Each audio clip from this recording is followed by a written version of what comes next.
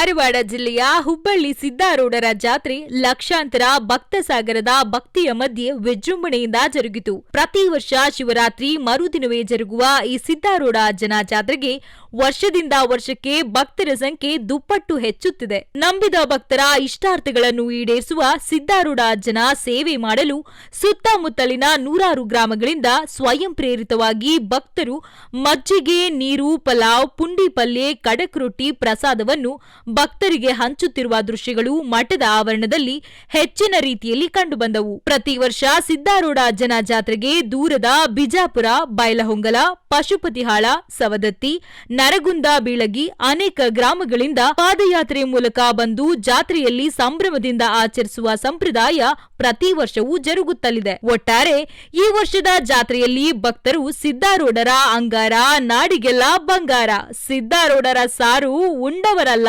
ಪಾರು, ಸಿದ್ದಾರೂಢರ ಜೋಳಿಗೆ, ಊರ ತುಂಬಾ ಹೋಳಿಗೆ ಎಂಬ ಘೋಷಣೆಗಳ ಭಕ್ತಿಭಾವದ ದೃಶ್ಯಾವಳಿಗಳು ಮುಗಿಲು ಮುಟ್ಟುವ ಹಾಗಿತ್ತು.